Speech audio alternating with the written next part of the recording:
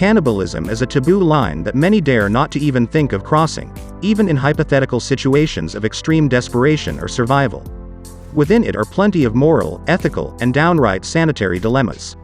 Of course, that isn't to say that it hasn't happened, and even happened in ways that exceed our collective wildest imaginations. Below are 10 examples of cannibalism that would be beyond belief if they hadn't been so well documented. 1. We've all heard of stories of Florida Man, but Rudy Eugene is proof that you cannot fathom the depths of depravity capable in a drug-fueled rage. On a beautiful sunny afternoon on May 26, 2012, in Miami, Florida, Rudy Eugene, 31 years old, crossed paths with homeless Ronald Popo on the MacArthur Freeway. Eugene's car had broken down on his way to a beach party, but he continued on foot, shedding all of his clothes along the way. First red flag. After a short, apparently polite, greeting, Eugene lunged at Popo, beating him into unconsciousness and removing his pants. He then proceeded to bite viciously at Popo's face, chewing off parts in the process. One of those parts was his left eye. Eugene was unresponsive to officers when they arrived on the scene, save an animalistic growl. He was then shot and killed. While post-mortem toxicology reports were expected to turn up bath salts in his system, nothing definitive was found, save marijuana. 2. Easy, and common, to foist the idea of cannibalism on the less civilized peoples isolated from modern civilization and balk at their customs, but that's not what we're here for. Ick factor aside, did you know the possible danger of consuming human flesh? The Four people of Papua New Guinea didn't. In the late 1950s, members of the Four Society were stricken with kuru, a terminal wasting disease, at an alarming rate. Researchers discovered that a transmissible spongiform encephalopathy was to blame, akin to mad cow disease. Prions, misfolded proteins, cause neighboring proteins to misfold, in a way currently not understood by scientists, creating plaques that turn your brain into Swiss cheese. This happens when an infected cow's meat is ground up and served to unsuspecting burger lovers. But the Four people? It turned out they practice funerary cannibalism, where eating your loved one is a sign of mourning and respect. Women and the young were most likely to consume the brains of the deceased. 3. Jeffrey Dahmer, aka the Milwaukee Monster, is a well-known serial killer active in the late 80s and early 90s who preyed on some of society's most vulnerable, gay sex workers. He would often lure these men, ranging from ages 14 to 31, to his home on promises of payment for nude photos.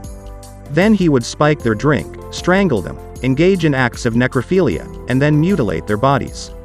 He would savor those he was most attracted to by cooking up their flesh.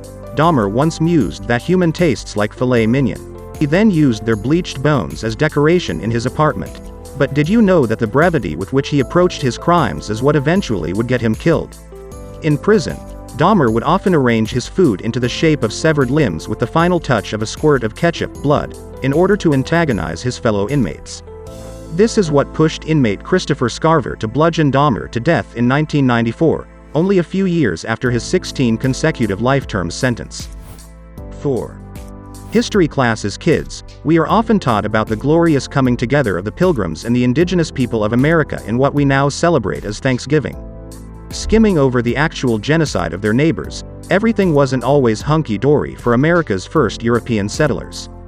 In the winter of 1609 to 1610, due to a dry rainy season stunting crop growth, restricted access to clean water, delay in supplies delivery, and just too many mouths to feed, the people began to starve. When horse, dog, cat, rat, or even shoe leather wasn't available for meat, the few remaining settlers settled for humans. Scientific analysis of unearthed remains revealed that one 14-year-old girl was murdered and sectioned apart to be eaten, deduced from 4 shallow chop marks to her skull. All in all, the population of Jamestown went from roughly 500 to 61 over the course of this infamous winter. 5. You're any bit of a supplicant to the increasingly trendy mass fascination of true crime, which, judging by your interest in this article, that's quite likely. Then you know that historically, female serial killers are rare.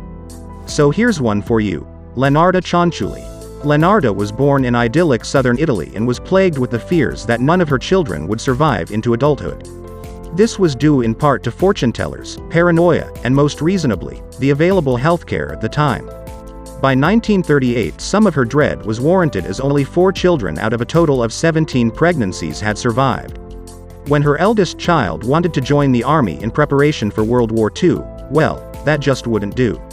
Leonardo's most logical solution to ensure his safety was with not 1, not 2, but 3 total human sacrifices. The victims were 3 women from her community who trusted Leonardo, and we'll let Leonardo reflect on how she mishandled that trust. She ended up in the pot, like the other 2. Her flesh was fat and white. When it had melted, I added a bottle of cologne, and after a long time on the boil, I was able to make some most acceptable creamy soap. I gave bars to neighbors and acquaintances. As for the leftover blood, I waited until it had coagulated, dried it in the oven, ground it and mixed it with flour, sugar, chocolate, milk, and eggs, as well as a bit of margarine, kneading all the ingredients together. I made lots of crunchy tea cakes and served them to the ladies who came to visit, though Giuseppe and I also ate them. 6. In 2021, North Korea remains an insular totalitarian state under the rule of their glorious, late, leader Kim Il-sung, stewarded by his progeny and their progeny, dedicated to complete rejection of any outside influence. While we may find their attempts to appear up-to-date, such as Kim Jong-un's love of Dennis Rodman and the fake props of actually uninhabited buildings in capital Pyongyang, funny, what isn't is the condition a majority of the North Korean people live in. Little we know is thanks to testimony by defectors who survived their escape into China and South Korea. The majority of people, excluding the elite and government officials, subsist off of very little to eat, now known as the hidden famine. Enter the black market. In its darkest corners, you can find some conventional and other strange-looking meats. It's also in these areas that children disappear. A specific account details the disappearance of 2 siblings last seen near a noodle shop. The owner would reveal that she offered the children a place near the fire and a bit of broth to warm themselves up. When they fell asleep, she murdered them, butchered them, then later served them up to eat. 7. What if you could cannibalize yourself? In the case of Armin Meinas, now known as the Rotenburg Cannibal or Der Metzgermeister, the Master Butcher, he wondered, what if you could cannibalize someone else, but consensually? You see, Meinas fantasized about the truest form of intimacy, eating another person. They would therefore exist inside you, indefinitely. This desire possibly stems from perceived insecurity in familial bonds in his childhood, but to Meinas, it became one of his greatest sexual desires. And he found a consensual partner in Bernd Jürgen Armando Brandes on the website The Cannibal Café. Fair warning, this next part is gruesome. Together, on March 9, 2001, Brandes downed sleeping pills and cough syrup, and Meinas cut off his penis, fried it in a pan with salt, pepper, wine, garlic, and Brandes's fat, but much to Brandes's dismay upon trying it, found it was overcooked. Meinas was then moved to a tub to bleed out, while Brandes read a Star Trek book, stabbed in the neck, hung on a meat hook, and dismembered. This was all videotaped. 44 pounds of Meinas was enjoyed by Brandes over the next 10 months and was only caught when his search for his next partner online was alerted to authorities. 8. Kyogai Jr. was unhappy to learn that after 28 years of not having a job, being entirely supported by his parents, that they were planning to retire soon, thus cutting him off. He planned to murder Joel and Lisa Guy, burn the house down and somehow pin it all on his father in a tragic murder-suicide and rake in that sweet life insurance money, valued at $500,000. Instead, authorities were called in to perform a welfare check and discovered the following scene. Joel Sr. had been stabbed over 40 times, dismembered, mostly dissolving in a vat of decomposition stew except for his hands, which were found on the floor. Lisa received over 30 stab wounds and got mostly the same treatment, except her head was found in a pot on the stove, likely simmering for days.